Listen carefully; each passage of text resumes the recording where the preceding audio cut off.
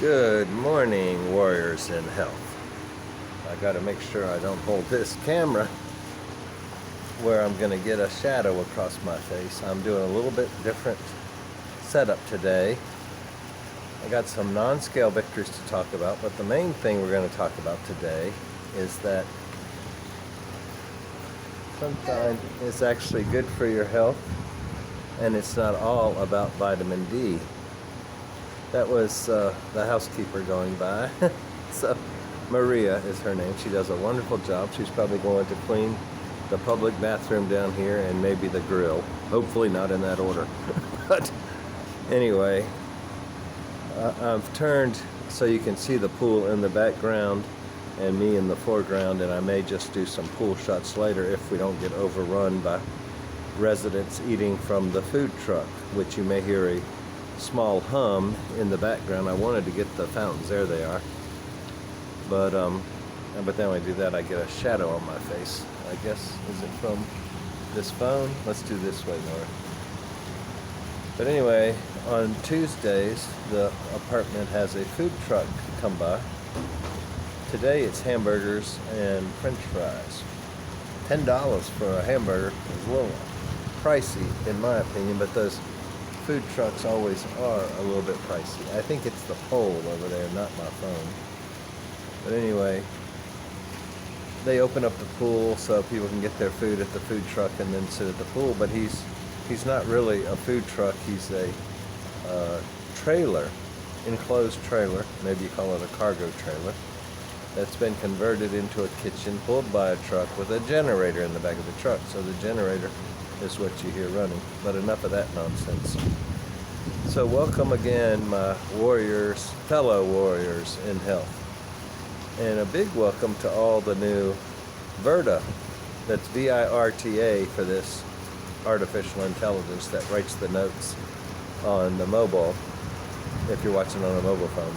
Virta, VIRTA.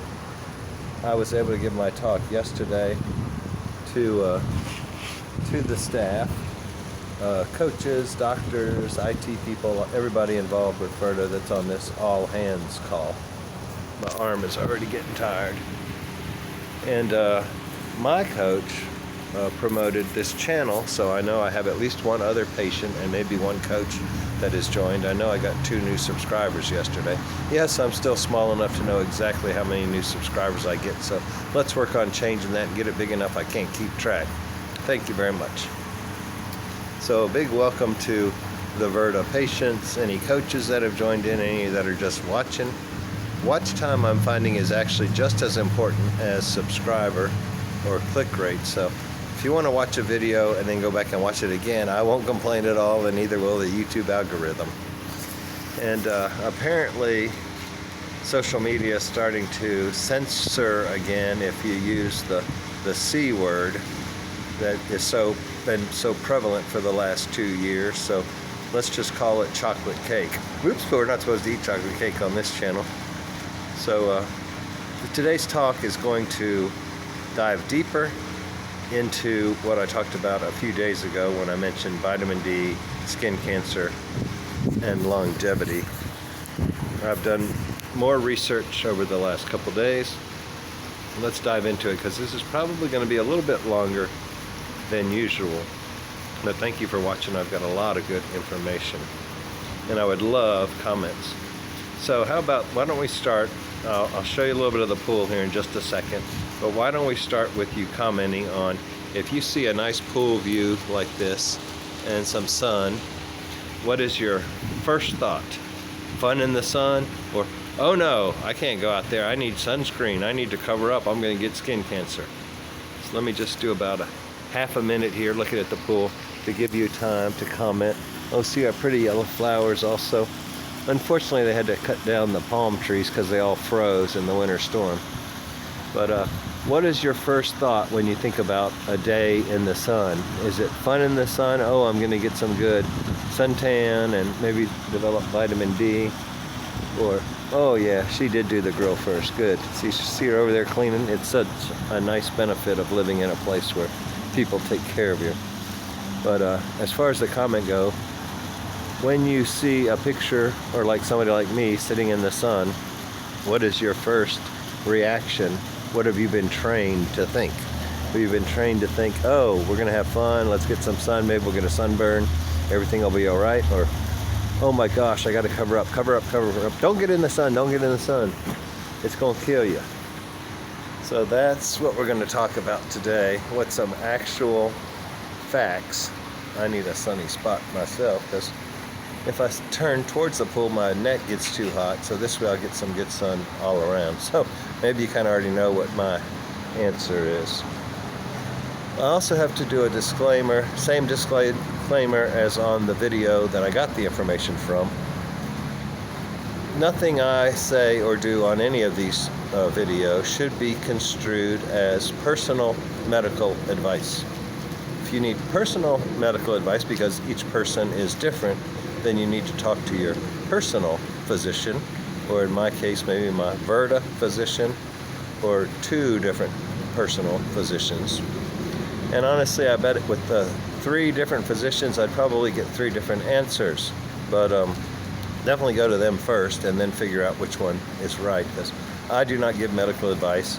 All I give you is research that I have found, open to the public. I don't have access to all the medical journals like Dr. Mason and Dr. Mabry do, because those cost hundreds to thousands of dollars a year just to get the access. So I will take their word on their interpretation, and I guess that's what these videos are. It's my interpretation of the data that I actually have access to. I don't use news reports. I use doctors that have access to the actual studies, and that is what I share with you, and I have a good reputation for that, and I plan to keep it that way. So don't take my stuff as medical advice, but here are some of the basic findings from what I've seen the last few days. Sunshine actually makes you live longer. That's been proven in studies. And even if you get skin cancer, you still live longer if you get sun versus no sun. So that's good news for us sun worshipers. But there are some considerations you need to take into effect, because there's 2 different types of UV radiation. Well, there's actually 3, but the 3rd one never makes it to Earth. So we don't have to worry about UVC too much. But UVA and UVB are the ones we're concerned with. They both have benefits, and they both have at least minor concerns. But statistically, according to the UN, mortality peaks in the winter months in both hemispheres. So if your summer is July in the northern hemisphere, death rates are the lowest in the whole year. If your winter is January, February in the southern hemisphere, death rates are lowest in the summer. They peak in the winter in both hemispheres, and they stay equal in the equatorial countries, the countries that are closest to the equator, because sunshine really does extend your life. Even if you had skin cancer, remember that. Okay, I'm going to go talk about a Swedish study on 3,800 women that followed them for, well, it was, I guess, kind of a little bit epidemiological, which I don't like to quote too much, but it was finding out if they ever went on a sunbathing vacation in either their 20s or their 30s, so anywhere from probably age 19 to 41. Sunbathing vacations are a thing in Europe, and you go for a week. I mean, I guess we'd call it just spring break here, or summer vacation. You go to the beach for a week and you get in the sun every day you can. So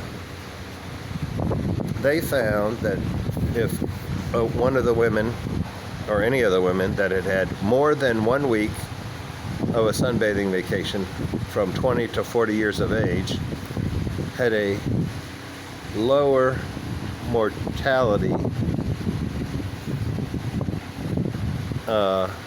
later in life, and it was statistically significant, which means it's generally greater than 2% difference. So if the women that had less than 1 week of a sunbathing vacation in their 20s to 40s were dying younger than the ones that had had a full week or more of sunbathing vacations as they were growing up. So a lot of us are over 40 at this point, so we really can't do much about that, but hopefully you won't worry about it if you had a sunburn when you were younger, because even sunburn, here they had a similar finding with a history of sunburn. If you've had a sunburn, you tend to live longer than if you've never had a sunburn. Then there was another, also Swedish study, and this one covered 30,000 women for 20 years. And there was a higher actual mortality with sun avoidance. Sorry, I write notes so fast sometimes I can't read them when I get to in front of the camera. A higher actual mortality with sun avoidance. And what they found was that, and listen closely here, let me give you some pool view while I'm talking about this, because this is going to blow your, it's going to confuse you because it doesn't make what we would think as logical sense, but I don't need my notes in the video. But this study of 30,000 Swedish women over 20 years found that a smoker, a cigarette smoker with the highest sun exposure had the equivalent mortality to a non-smoker with the lowest sun exposure. So ultimately, what they determined that avoiding the sun was just as bad as smoking. So let me read that again so you get it clear. The study found, after studying 30,000 Swedish women over 20 years, that a person that smoked tobacco with the highest, well, I'm sorry, maybe I read it wrong the first time. A person that smoked cigarettes with the highest sun exposure, so you smoke and you get in the sun, had the same mortality, or an equivalent mortality, as a person that did not smoke with the lowest sun exposure, so the most avoidance of the sun. You know, they always write these stern medical things in lawyer speak, so it's hard to understand. So basically it's saying if you smoked while you were in the sun, or you got in the sun a lot and you smoked, then you live just as long as a non-smoker that avoided the sun. Therefore, avoiding the sun gives you the same mortality as smoking. And whether you're avoiding the sun by staying inside or lathering up with sunscreen to block the UVA and UVB, then it's the same as having a cigarette or lots of cigarettes. Okay, but there is no doubt that UV radiation has a clearly related risk to skin cancer. That's not disputable, that UV radiation can cause skin cancer. The question is really, what does that mean? Is skin cancer life-threatening? Apparently not, because I'm going to go into aspects of lifespan after skin cancer, and some of them are going to truly shock you. Let me give you the pool again while I try to decipher my notes.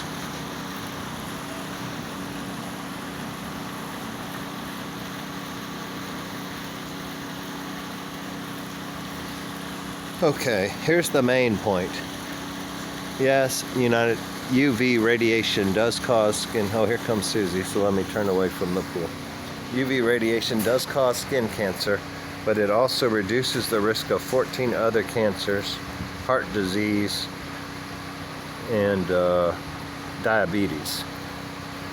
So, yes, it has pros and cons. And those with a non-melanoma skin cancer, whether that's basal or basal, however they say it, or squamous cell skin cancer, live almost 10 years longer than those that have never had a skin cancer. That was done, or information from a Danish study, which they unfortunately have not been able to reproduce. Okay, now like I said earlier, there's 3 types of UV radiation. And this is going to go long, so just bear with me, but it's some good information. There's UVA, UVB, and UVC. C never gets to the ground, it's absorbed in the atmosphere. B gets partially absorbed, and A comes through almost unchanged. When the sun is directly overhead, so at 1 o'clock in the afternoon, which is really noon by the sun, but 1 o'clock on most of our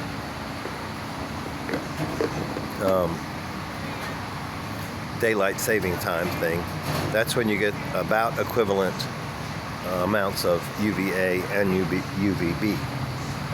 So you really want to be in the sun in the mornings and later in the evenings. And one thing that people conflagate sometimes is that the higher the temperature, the more UV exposure you're getting. That is not true.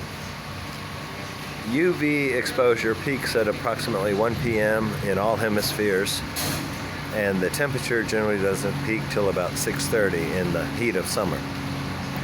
By 6:30, your UV exposure is extremely low. So anywhere from sunrise to 11 a.m. and then from about 3 p.m. on, you're getting more UVA than UVB. Now, why is that beneficial? And I'm going to get into that. UVB causes sunburn and skin cancer. UVA triggers production of nitric oxide, which is why you live longer, apparently. But many people have gotten it confused, thinking that vitamin D is the reason you live longer. So the plus of getting UVB light is it makes vitamin D from your cholesterol in your skin, but it does not significantly increase lifespan. UVA, on the other hand, the bad effects are it can cause some skin aging, or what do you call it? The skin spots, age spots, sunspots, whatever, pigmentation, that's the word I'm looking for. It can increase maybe even wrinkles, but the good part is it creates nitric oxide, which has many beneficial aspects. And now they've determined that the nitric oxide you get from UVA exposure is what causes you to live longer. And unfortunately, I think with tanning beds, they've taken out most of the UVA because they're going for the tanning, so you have mostly UVB. And that's what I've been going into off and on, is tanning beds.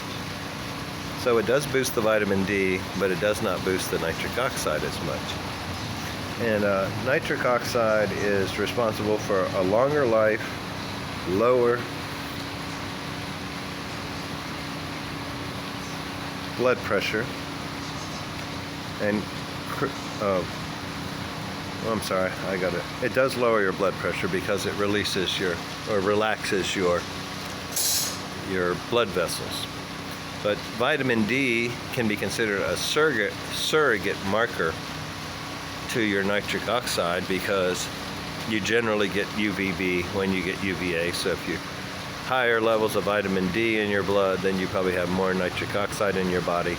So you can't really get one type of UV without the other.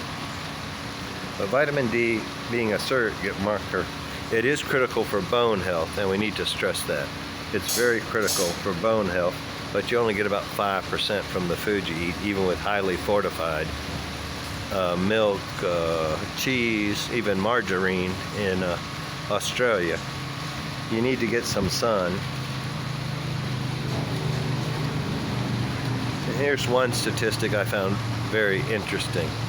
A low level of vitamin D almost doubles your risk of death versus a high vitamin D. But the kicker is that vitamin D supplements don't change your mortality. They might help your bones, but they don't cause you to live longer. And why is that? Because you're not getting the nitric oxide from a supplement. Supplements are water-soluble what you make from your skin, your cholesterol in your skin, is fat soluble, so it lasts a good 2 times longer.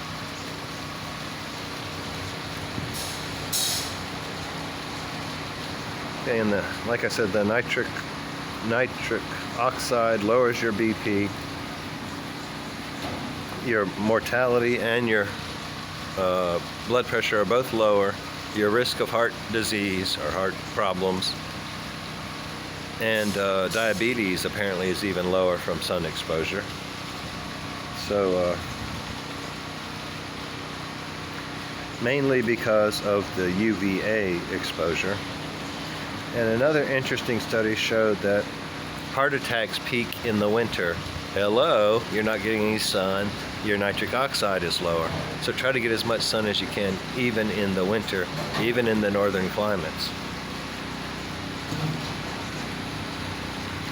And apparently nitric oxide also helps insulin work. So maybe that's another reason my blood pressure is low and my insulin is down, even though Virta and changing my food has been a big factor. And I'm going to get into that a little later when I throw in a villain into this story. And no, it's not the sun. So either, again, early or late in the day is the best time to be in the sun to avoid the bad effects of the sun and multiply the good effects. And the UV index, which some news stations post, is based on the amount of UVB you're getting. But a surrogate you can do is to look at how long your shadow is. And if your shadow is as long as you are, or longer, then you're safe to stay in the sun approximately 30 minutes with no shade or sunscreen, and you won't burn. Of course, that varies with each individual person and the skin type and how your melanin reacts. We're getting to the end here, so hang on just a few more minutes. Let me give you a little more pool. Oh, there's Sarita and Susie getting in, so I won't show too much of the pool. But if you did happen to get diabetes before you got enough sun exposure, it didn't reduce your insulin like it does other.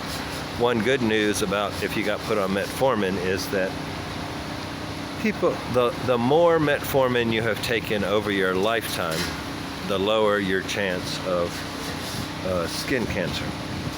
So diabetes is not good, and if you can reduce it or reverse it, that is best. But if you were on metformin for a while, you've also lowered your chance of ever having a skin cancer. Another thing that helps lower your risk of skin cancer is vitamin B3, which they also call nicotinamide. I think it can cause flushing in some people, but I guess you'll take your chance between flushing and skin cancer. And then one thing that I am on to lower my triglycerides, which seems to have worked very well, in addition to my carnivore diet, is supplementing with omega-3 fish oil. I am on a prescription strength omega-3 fish oil that the insurance pays for, and I'm glad they do because it is very expensive.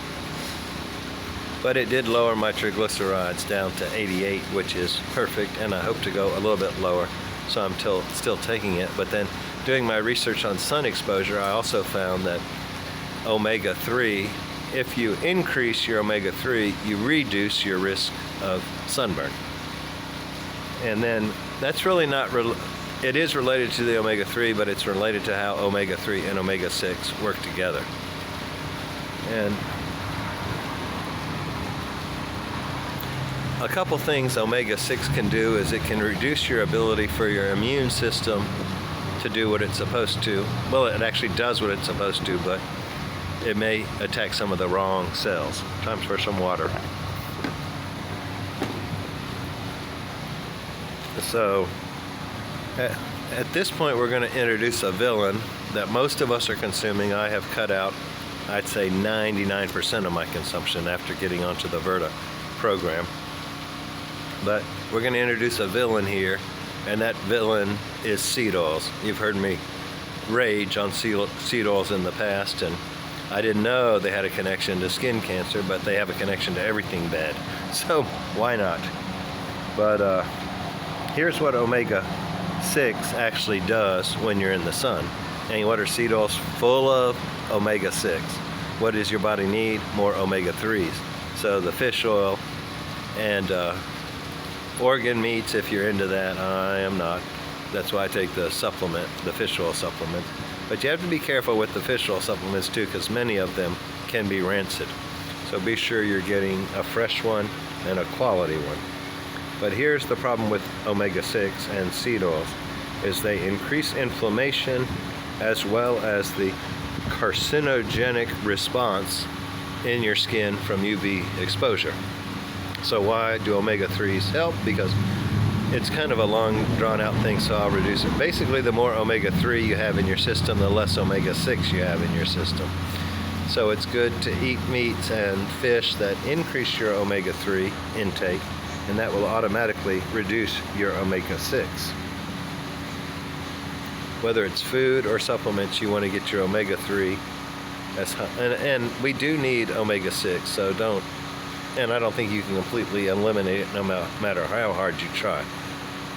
But you want it to be as low as possible so that your insulin works best, so you have the least chance of getting sunburn, which turns to skin cancer. So up your omega-3, eat more meat, and you know what I mean by meat, anything that doesn't come from a plant, anything that isn't commercially processed. So the least amount of processed food and the most amount of natural meat. And omega-3 reverses and actually has a positive effect. It stops the carcinogenic effect of omega-6s in your skin. So be like me, go out in the morning, get some sun. I'm not eating breakfast so much at the pool anymore, but I'm doing your talks here still, because I'm eating later in the day because my body is still adjusting to my new way of eating, and I am generally not hungry in the morning. I look forward to coming back tomorrow. I look forward to your comments. If you haven't already commented, tell me if this talk has changed your mind on sun exposure, and if it's changed your thinking on what you should eat to help prevent skin cancer. I'm not saying go out and get a sunburn, but I am saying if you do get a sunburn, you may actually live longer than if you have never had one. But if you want to prevent wrinkles and skin spots and skin aging, you may want to limit your exposure to the sun, but don't cut it off, because you need that nitric oxide to live longer. So definitely make sure somewhere on your body is getting a little bit of sun every day. And thank you to Nurse Charla for bringing up the comment on my Facebook page, which has caused me to continue to dive into this topic. So if there's a topic you want me to cover, put it in the comments. I'll talk to you.